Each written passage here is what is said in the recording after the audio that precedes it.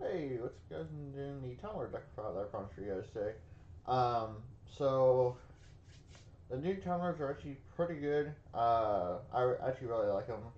Um, it gives the deck more stall and more burn and a lot more of a bigger threat because of the traps and everything that came up for them. Yeah, so let's go through the deck and see everything. So basically, this is Sandion, the Time Lord. So you don't summon it like the other ones. It does have fourth down attack, which means that it cannot be searched by Time Maiden, and your opponent has to control a monster in order to summon him. So a little more interesting to summon him, but still one that you have to run. So, but this card bowed. It's like 2,000 damage to your opponent, which is amazing. So, and then they all had an effect where during the semi phase of your turn, they shuffle back into your deck. So they all have that effect. And then Gabrion. Now this isn't one that you really want to go for, but depending on the situation, you might have to. Um, but at the end of the battle phase, as this card battle, shuffle as many cards your opponent controls as possible to the deck, and then they draw that many cards. So it's decent to shuffle them back in, but it's risky to have them draw more cards though. So as I said, it's a iffy card. It's probably one that you run like one of, but I just run three just because if you don't attack with it, it's basically just a stall card. So yeah, but that's the reason why I run Sandion is that it's just a stall card. So um, and Michigan. Now this card is absolutely stupid. So basically, when you battle, you have your opponent's life points. Yeah, that's retarded. Um, it's really, really good though, but yeah, it's just kind of dumb. It's like, oh, I'm gonna go in battle phase, attack, and then half your life points. So, but with the new end of match procedures, it does make a difference. But yeah, it's just still just dumb. It's like, alright, let's make a broken Time Lord. So, uh, two Zephion. I think I ran three in here, but I might have got one out or something. Um, but Zephion shuffles back, spells some traps, which can also be very, very quite good. So, um, yeah.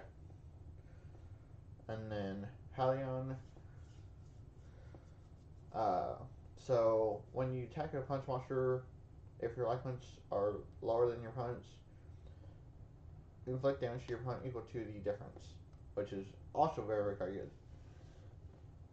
So that can also make a big difference as well.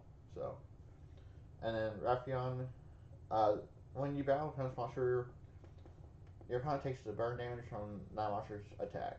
Is basically what that says. So it's very, very good, and it's just amazing. So um, yeah, and I really do like the new timer support. It's just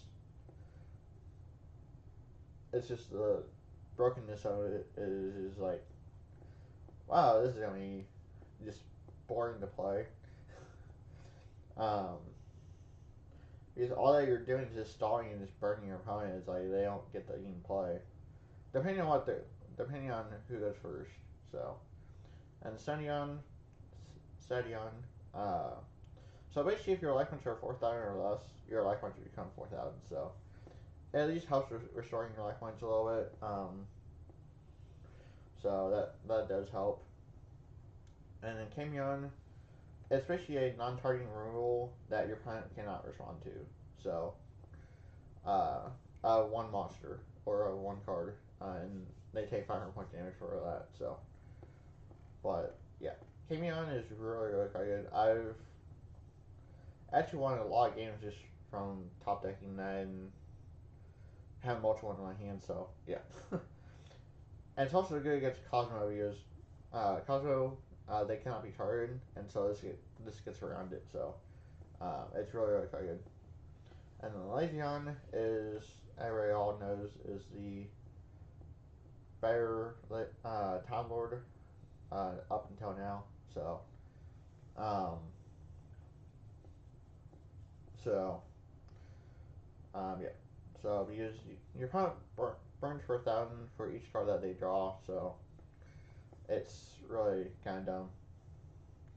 And then Time Maiden, especially if you don't control anything like any monsters, and then you can trigger it to search for a Time Lord, which again you can search for basically anything except for Sandion.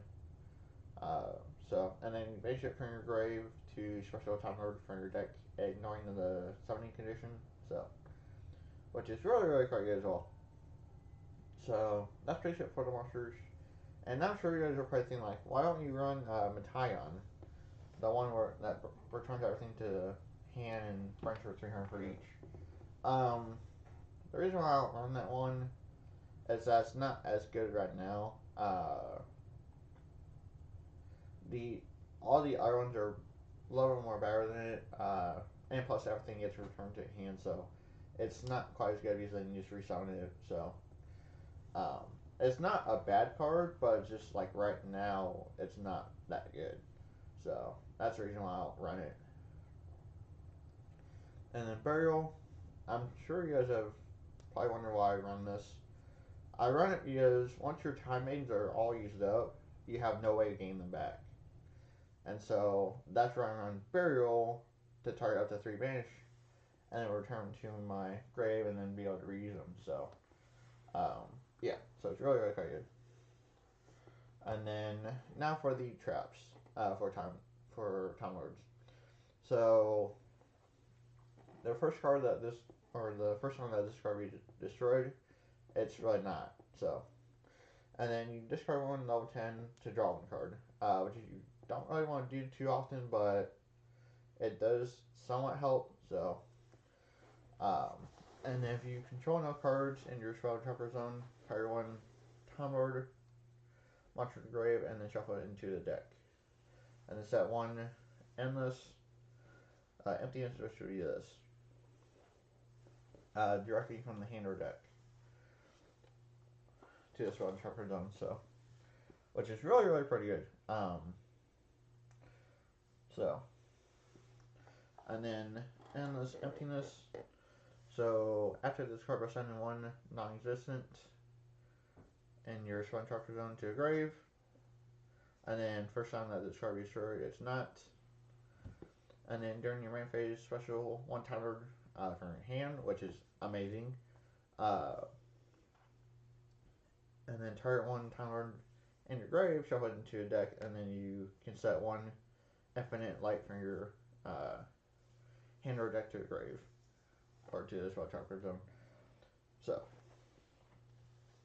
and then infinite light. Activate this card by sending one endless emptiness from your Spell Trapper Zone to the grave. Cannot be destroyed by punch card effect. Your player can target Time Lords, monsters you control with card effects, and then your player can return Time Lords from the field to the deck.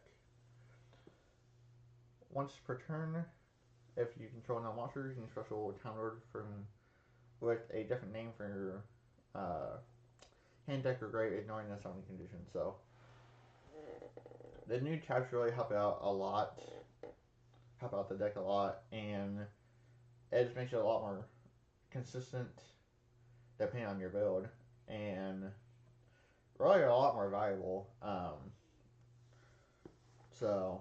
Yeah, so that's basically it for the Time Lord deck file.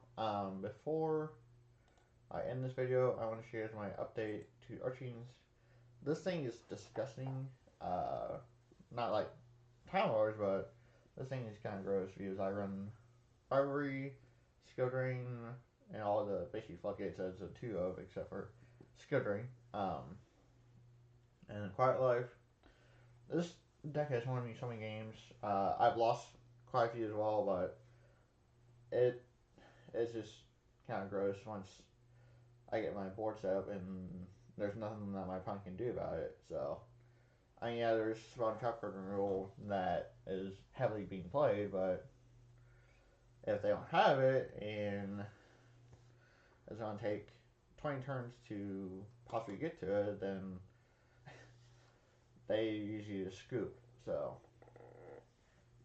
but yeah. So, thanks for watching. Stay tuned for duels with the Timelords. I might just do 2 duels because I really don't want to bore you guys with the Timelord duels.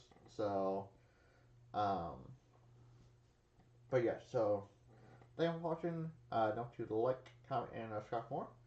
And yeah, I'll catch you on the next video. Alright, there you go.